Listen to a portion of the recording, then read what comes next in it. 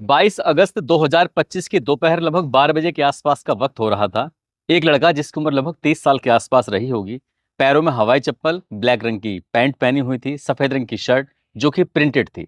उसके उल्टे हाले हाथ में यानी कि लेफ्ट साइड में उसके एक थैला लगा हुआ है, राइट साइड में इस तरह से कुछ कागज थे। वो लेके चले चला जा रहा है। रास्ते में एक दो महिला पुलिसकर्मी भी होती हैं। वो शायद उसे देखकर उसे एक फरियादी समझती हैं। वो फरियाद लेकर ही आया था। वो सीधा पहुंच जाता है लखीमपुर डीएम के कार्यालय में। वहां जब पहुंचता है तो बड़ी संख्या में अधिकारी बैठे हुए हैं। अब चाहे सीडीओ हो, एसडीएम हो या बड़े बड़े अधिकारी यहाँ पर बैठे हुए थे। इसी बीच में किसी की नजर पड़ जाती है उस लड़के पर। उस लड़के से पूछा जाता है कि भैया क्या बात है, किसी काम से आए हो क्या? वो कहता है कि साहब, इस थैले के अंदर ना मेरा बेटा है, बेटे की लाश रखी हुई है। बस मैं आप लोगों के पास आया हूँ हाथ जोड़ते हुए। रो रहा था, रोते रोते कहता है कि साहब, मेरा जो बच्चा है ना उसको जिंदा कर दो आप। बस मैं अपने बच्चे को जिंदा करवाने के लिए यहाँ पर आया हूँ। अब ये आवाज उस हॉल के अंदर जिसमें सारे अधिकारी बैठे हुए थे, उसमें बहुत तेजी के साथ गूंजने लगती है। धीरे से बात कर रहा था लेकिन वो आवाजें इतना सन्नाटा पसर जाता है कि बहुत दूर तक जो बैठे अधिकारी थे वहां तक भी पहुंच रही थी। दरअसल वो रोते रोते कहता है कि मेरा बच्चा है। दरअसल मेरी जो पत्नी है वो एक हॉस्पिटल में एडमिट है। वो कह रहे थे कि बच्चा कैसा है, तो वो उसे कह के आया है, झूठ बोल के आया है कि वो ठीक है लेकिन फिलहाल मशीन के अंदर रखा हुआ है। ये मशीन के अंदर नहीं है, थैले के अंदर है, देख सकते हो लाश है। इससे बस आप जिंदा कर दीजिए। इतना कहना था कि उस जगह पर जहां पर बड़े बड़े अधिकारी बैठे हुए थे, हड़कंप मच जाता है। लोग सोचने पर मजबूर हो जाते हैं, लेकिन जहां तक उसके रोने की आवाजें सिसकियां पहुंच रही थी, वहां वहां तक वो सभी अधिकारी भावुक हो जाते हैं। कई अधिकारियों की आंखों में तो आंसू भी आ जाते हैं, ये सोचकर कि आखिरकार इस गरीब आदमी पर क्या बड़ी मुसीबत आई है। अब हर कोई ये जानना चाहता था। दरअसल आज की इस कहानी के माध्यम से हम भी यही बताने की कोशिश कर रहे हैं कि क्या हुआ था उस 30 साल के लड़के के साथ जो थैले में अपने बेटी की लाश लेकर सीधा दफ्तर पहुंच जाता है, वो भी डीएम साहब के सामने। आगे जो होता है वो पूरे प्रदेश भर में इस बात की चर्चा शुरू हो जाती है।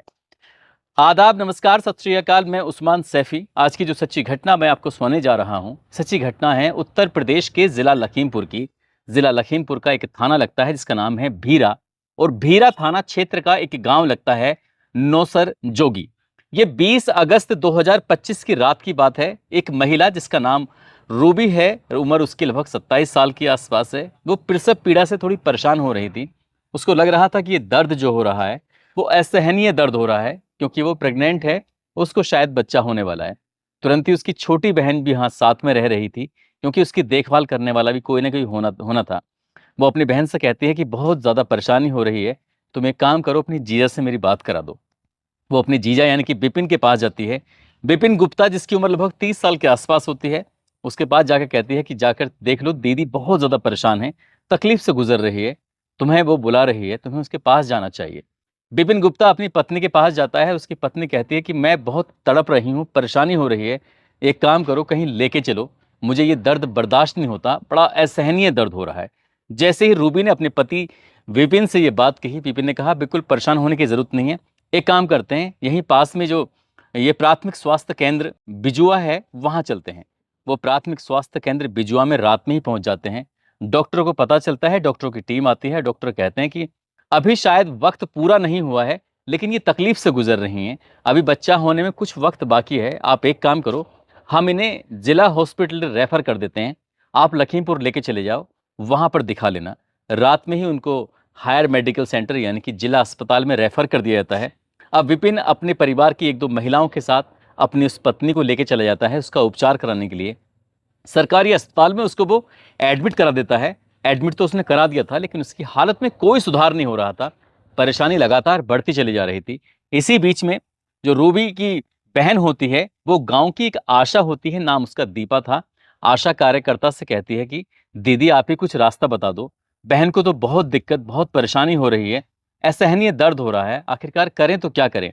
वो कहती है बिल्कुल परेशान होने की जरूरत नहीं है, आपको मेरे हिसाब से एक महेबागंज में एक हॉस्पिटल है, नाम उसका गोलदार हॉस्पिटल है, तुम्हें वहां चले जाना चाहिए। वहां जाना, वहां इसे एडमिट कराना, कोई दिक्कत कोई परेशानी हो सीधी मेरी बात करा देना, मैं अपना आप देख लूंगी। दीपा आशा कार्यकर्ता है। जैसे उसने ये बात रूबी की बहन से कही, रूबी ने अपनी जीजा विपिन से कहा कि हमें यहाँ से चलना चाहिए, शायद यहाँ बहन को कोई आराम नहीं मिल रहा है, लगातार परेशानी उसकी बढ़ रही है। अब इसके बाद परिवार के लोग कहते हैं ना, मरता क्या ना करता। और वैसे भी गरीब आदमी था, उसे उपचार कराने के लिए वो किसी भी सूरत से, गरीब हो या अमीर हो, जब किसी को तकलीफ होती है तो वो किसी भी हद तक जाने को तैयार हो जाते हैं। और विपिन भी कुछ ऐसे ही था, एक उम्मीद की जो किरण थी ना, उसको ढूंढने की कोशिश कर रहा था। आखिरकार आशा कार्यकर्ता की कहने पर आने के बाद ये गोलदार हॉस्पिटल में जाते हैं। और वहां जाने के बाद जब मरीज को दिखाया जाता है तो यहाँ पर डॉक्टर हुक्मा गुप्ता होती हैं और साथ ही डॉक्टर मनीष गुप्ता होते हैं। मनीष गुप्ता और जो हुक्मा गुप्ता होती हैं वो उस मरीज को देखती हैं, यानी कि रूबी को देखती हैं, और देखने के बाद कहती हैं परेशान होने की बिल्कुल जरूरत नहीं है, हम इनका जल्दी से इलाज कर देंगे, लेकिन कम से कम जो शुरुआती खर्चा होगा लगभग 25,000 रुपये के आसपास खर्चा होगा। अभी आप कुछ पैसे जमा करा दीजिए 25,000 रुपये के आसपास, बाकी हम देख लेंगे। जैसे ही डॉक्टर की तरफ से ये बात कही जाती है, डॉक्टर जब पैसे मांग रहा था तब विपिन गुप्ता कहता है कि साहब मेरे पास फिलहाल 8,000 रुपये हैं, आप इलाज शुरू कर दो, मैं सारे के सारे पैसे का इंतजाम तुरंत कर दूंगा, बस आप मेरी पत्नी को बचा लीजिए, ठीक कर दीजिए, और कोई दिक्कत नहीं होनी चाहिए, पैसे की आप टेंशन मत लेना, चाहे मुझे कुछ भी करना पड़े, एक एक रुपए का इंतजाम कर दिएगा। जैसे रिसेप्शन पे जाता है 8,000 रुपये जमा कर देता है और उसके बाद फिर इलाज शुरू हो जाता है। अभी 24 घंटे भी नहीं हुए थे, यानी कि 12, 13 या 15 घंटे के आसपास ही हुए थे। इस हॉस्पिटल में डॉक्टरों को लगने लगता है, मरीजों को लगने लगता है कि इसकी स्थिति में कुछ सुधार होने वाला तो है नहीं, इसलिए एक काम करो, इस मरीज को यहां से टरका दो, यानी कि यहां से निकालना है। डॉक्टर ने आदेश दिया नर्स को, और नर्स जो सीधा आदेश देती है, जो मरीज के तीमारदार होते हैं विपिन गुप्ता और उसकी फैमिली के बाकी सदस्य होते हैं, कि इसको यहाँ से लेकर चले जाओ। वो कहते हैं कि आप कह रहे थे कि इलाज कर देंगे, कोई दिक्कत नहीं, परेशानी नहीं, आप कह रहे पैसे के लिए, हम पैसे का इंतजाम भी कर रहे हैं, लेकिन आप कैसी बातें कर रहे हैं, यहाँ से ले जाओ। जब बात यहाँ कहासुनी हो जाती है, विपिन को गुस्सा आता है, आपने कल क्यों नहीं मना करा था, हम कहीं और अच्छी जगह लेके चले जाते। वो नर्स ने जो आदेश पीछे से सुना था वही आदेश आगे जारी कर दिया। उसने कहा हम इलाज नहीं कर सकते, इसे यहाँ से लेके चले जाओ। उसने कुछ गुस्से भरे लहजे में ऐसा कहा कि इस परिवार को सिर्फ उम्मीद थी कि यहाँ झगड़े से कोई फायदा नहीं है, अगर हमने झगड़ा करा तो रूबी की तबीयत लगातार बिगड़ सकती है, इसे यहाँ से लेकर चलते हैं। अब यहाँ से लेके जाते हैं एक दूसरे हॉस्पिटल में लेके जाते हैं, इलाज शुरू हो जाता है। और जैसे ही इलाज शुरू होता है तो इसके बाद डॉक्टर कहते हैं कि तुम इसे कहाँ पर रखे हुए थे अभी तक, क्या तुम पहले नहीं ला सकते थे?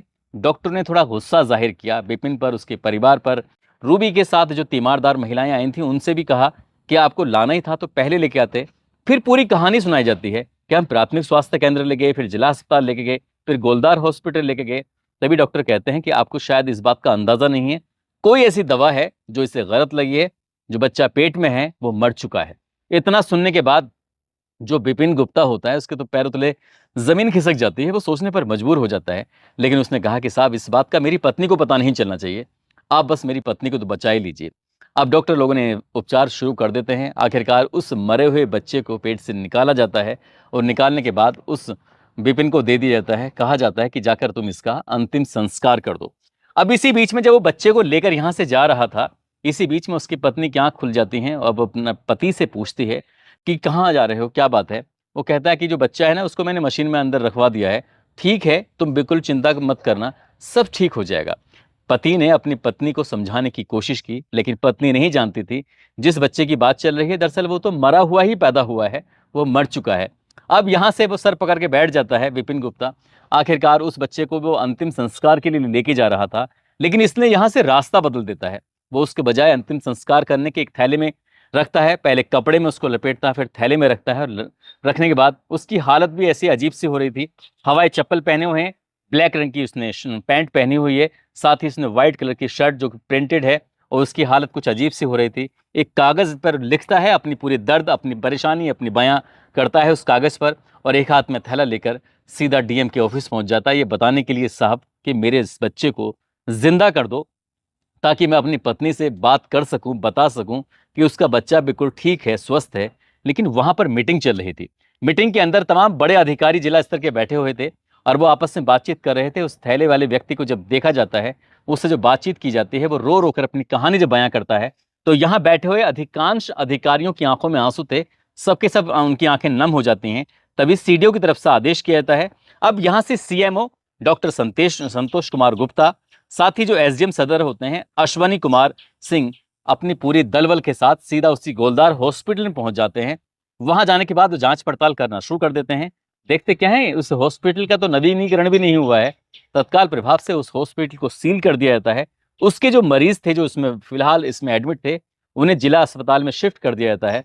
अब इसके बाद ये मामला डीएम तक पहुंचता है। डीएम यहाँ की होती हैं दुर्गा शक्ति नागपाल। दुर्गा शक्ति नागपाल ने अपने एडीएम न्यायिक, जिनका नाम अनिल कुमार रस्तोगी होता है, उनसे कहा जाता है, वो तत्काल प्रभाव से उस हॉस्पिटल में पहुंच जाते हैं जिस हॉस्पिटल के अंदर रूबी का इलाज चल रहा था। रूबी की खैरियत जानते हैं, उससे पूछते हैं कि बेटा तुम ठीक हो कि नहीं हो, कोई दिक्कत परेशानी तो नहीं है। साथ ही डॉक्टरों से मीटिंग करते हैं। डॉक्टर सर कहते हैं कि डॉक्टर लोगों ध्यान रखना इस बच्ची का, इसे किसी भी तरह की कोई दिक्कत परेशानी नहीं होनी चाहिए। डीएम साहिबा ने कहा है कि इसके इलाज में चाहे कितना भी रुपए खर्च हो जाए, सबके सब पैसे का इंतजाम डीएम साहिबा करेंगे, इसलिए इसे किसी भी तरह की कोई दिक्कत परेशानी होनी नहीं चाहिए। लेकिन दिक्कत परेशानी तो हो चुकी थी, जो होना था वो हो चुका था, और वो भी भयानक हो चुका था। 7 साल के बाद इस घर में खुशियां आ रही थी, लेकिन वो खुशियां काफूर हो जाती हैं जब बच्चा पेट में ही मर जाता है। 7 साल पहले एक बेटा होता है। अब इस परिवार वालों के रो रो कर बुरा हाल है। ये मामला सोशल मीडिया पर बहुत तेजी के साथ वायरल हो जाता है। अब चाहे वो एक्स हो या फेसबुक हो या यूट्यूब हो, अलग अलग जो प्लेटफॉर्म हैं सोशल मीडिया के, उन पर यह कहानी वायरल होने लगती है। अखबारों ने इस मामले को बड़ी प्रमुखता से प्रकाशित किया। इलेक्ट्रॉनिक मीडिया ने इस मामले को बड़ी चाप से चलाया। मामला जब उप मुख्यमंत्री ब्रजेश पाठक तक पहुंचता है, वो असल में उत्तर प्रदेश के स्वास्थ्य मंत्री भी होते हैं। अब उन्होंने उस आशा को नोटिस जारी कर दिया, जिस आशा के कहने पर आकर इन्होंने अपनी बच्ची को, उस लड़की को जिसका नाम रूबी है, उसको उपचार के लिए हॉस्पिटल में, इनकी प्राइवेट हॉस्पिटल में भर्ती कराया था। उससे ये कारण पूछा गया कि तुम कारण बताओ, तुमने ये असल में इसको यहाँ से प्राइवेट हॉस्पिटल क्यों भेजा। बड़ा सोचने वाली बात है। जब कहीं, खासकर अगर कोई ग्रामीण परिवेश का कोई व्यक्ति हमारी इस वीडियो को देख रहा होगा और किसी का प्राथमिक स्वास्थ्य केंद्र, सामुदायिक स्वास्थ्य केंद्र इनसे पाला अगर पड़ा होगा, तो यहाँ से सीधा वो हायर मेडिकल सेंटर रेफर कर देते हैं। प्राथमिक वाले ये भेज देते हैं सामुदायिक में, और सामुदायिक वाले भेज देते हैं जिला अस्पताल में, और जिला अस्पताल वाले भेज देते हैं मेडिकल में। सही मायने में अगर देखा जाए तो या तो मेडिकल में इलाज होता है, ठीक से अगर होता है, या एम्स जैसी बड़ी संस्थाओं में इलाज होता है। बाकी सरकारी हॉस्पिटलों की जो स्थिति है वो कैसी रहती है, उसे किसी से बताने की जरूरत नहीं है। जबकि हर साल जब बजट पास होता है तो पता चलता है कि इतने लाख करोड़ रुपए हमने जारी कर दिए हैं, वो कहाँ जाते हैं, कहाँ नहीं जाते हैं, इसका आउटपुट तो कभी दिखाई नहीं देता। लेकिन लाखों करोड़ों रुपए की बात जरूर की जाती है। और आम आदमी जब कभी अपने परिवार के किसी सदस्य को, पत्नी, खुद या भाई बहन, माता पिता किसी को एडमिट कराता है, तो उसके हाथ अगर कुछ लगता है तो मौत हाथ लगती है। उसका इलाज ढंग से नहीं हो पाता। और इलाज जिनका होता है, वो बड़े बड़े हॉस्पिटल जो खुले हुए हैं, वो बड़े बड़े लोगों के लिए होते हैं, गरीब लोगों के लिए नहीं होते। आज इस व्यक्ति की कहानी, विपिन गुप्ता की कहानी, हर किसी के मोबाइल में तैर रही है। हर कोई ये बात जानना चाहता है। आप सहज ही अंदाजा लगा सकते हैं कि इसका असली दोषी है कौन। यदि प्राथमिक और सामुदायिक स्वास्थ्य केंद्र हो या जिला हॉस्पिटल हो, वहां पर अगर मरीजों को अच्छी सुविधाएं मिलें, तो कोई प्राइवेट हॉस्पिटल की तरफ भागने की कोशिश क्यों करेगा। ये तो सिर्फ मजबूरी में लोग जाते हैं, और उन मजबूर लोगों के पास उतने पैसे नहीं होते इलाज कराने के, जिससे कि अपने परिवार के किसी सदस्य को बचा सके। दोस्तों, इस पूरे घटनाक्रम को सुनाने का उद्देश्य किसी को परेशान करना नहीं है, किसी का दिल दुखाना नहीं है, बल्कि आपको जागरूक करना है, आपको सचेत करना है, और आपको बताना है कि आपको सरकार से क्या मांग करनी चाहिए। अपनी अच्छी स्वास्थ्य की मांग करनी चाहिए, अपनी शिक्षा की मांग करनी चाहिए, अच्छी सड़कों की मांग करनी चाहिए। लेकिन ये मांग ना करके कहाँ कहाँ की क्या क्या मांग करते रहते हैं, और सरकार सालों साल लोगों का, जनता का इधर से उधर घुमाती रहती है। दोस्तों, जाते जाते उत्तर प्रदेश के अमरोहा जिले के जोया एक कस्बा लगता है, वहाँ के रहने वाले आरिज सैफी हैं, आज जो इन्हें प्यार से प्रधान भी बोलते हैं। आज इनका जन्मदिन है।